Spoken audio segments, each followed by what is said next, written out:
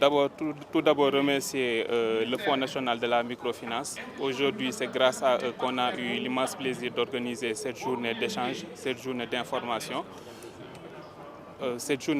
et d'information en faveur des acteurs communautaires, en faveur des personnes qui sont ici à Ouakam et qui ont des projets de développement.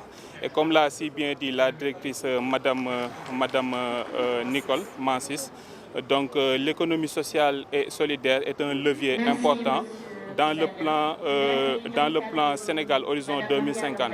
Car vous n'êtes pas sans savoir que le président Bassirou Diomaye Faye accorde une importance capitale au développement du Sénégal et à travers également l'emploi des jeunes.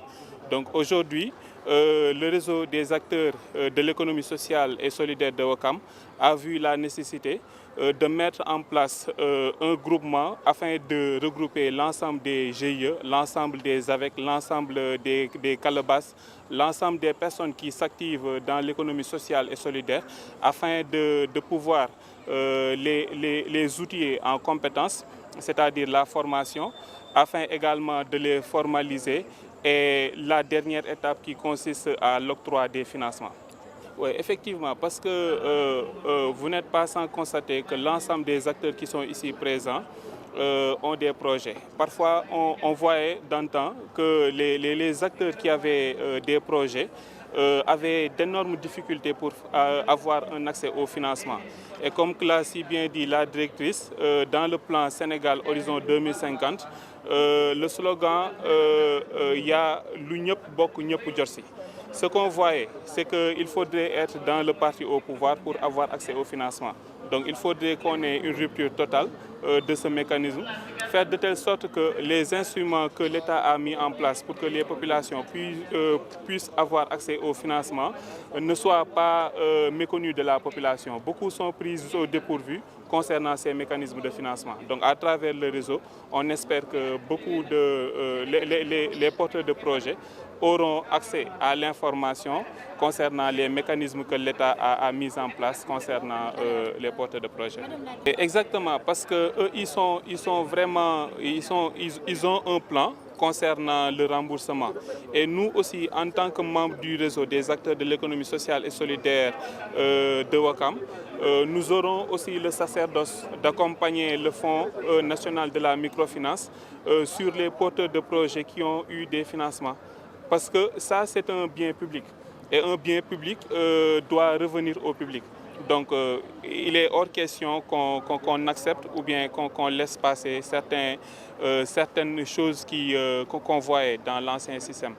Voilà, cette journée d'information est motivée par le fait que nous avons constaté qu'il y a beaucoup d'acteurs, ce que nous avons l'habitude d'appeler les acteurs de l'économie sociale et solidaire, qui sont au niveau des différents territoires, des différentes localités de notre pays et qui travaillent d'arrache-pied et ne parviennent pas à disposer de financement, de formation, de trouver les voies et moyens pour se formaliser.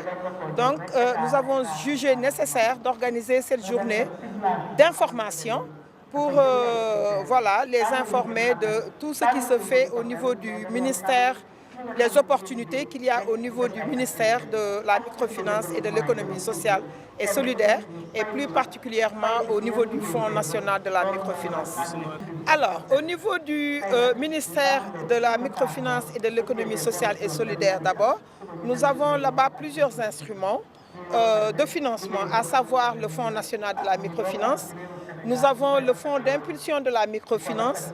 Nous avons la Place des Prix, qui est une plateforme dédiée aux PME, aux petites et moyennes entreprises. Nous avons le Promise, qui est un programme dédié à la microfinance islamique. Mais en amont, nous avons des instruments qui accompagnent les acteurs de l'économie sociale et solidaire. Nous avons le fonds d'appui aux acteurs de l'économie sociale et solidaire. Nous avons un nouveau programme aussi qui accompagne ces acteurs dans la structuration organisationnelle et autres, à savoir le Progress.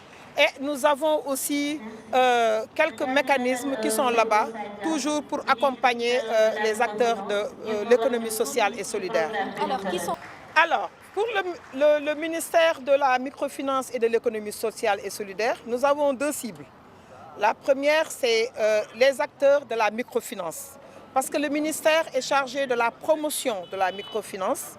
Donc, nous accompagnons les institutions de microfinance dans leur gouvernance opérationnelle et financière. Et comme autre cible aussi, nous avons les acteurs de l'économie sociale et solidaire. Lorsque vous entendez les acteurs de l'économie sociale, c'est les coopératives, c'est les personnes les organisations que nous venons rencontrer aujourd'hui, les associations, les GIE. Voilà, nous avons toutes les organisations qui regroupent tous les corps de métier. Eux tous, ce sont des acteurs de l'économie sociale et solidaire. Comme je l'ai dit dans mon discours tantôt, nous avons constaté que auparavant, voilà, beaucoup d'acteurs ne parvenaient pas à bénéficier des financements. Et on avait aussi constaté que les financements étaient orientés vers d'autres, qui en recevaient tout le temps au détriment d'autres. Et nous nous sommes dit, nous allons changer de paradigme. C'est pourquoi désormais, nous voulons, comme l'a si bien dit Monsieur le Président de la République, dans la nouvelle stratégie de financement ciblé, li ñëpp bokk ñëpp jot si. Maanaam tout acteur qui mène des activités en droite ligne avec l'économie sociale et solidaire doit pouvoir bénéficier de ces financements-là. Donc c'est ça le cheval de bataille du ministère de la microfinance et de l'économie sociale et solidaire.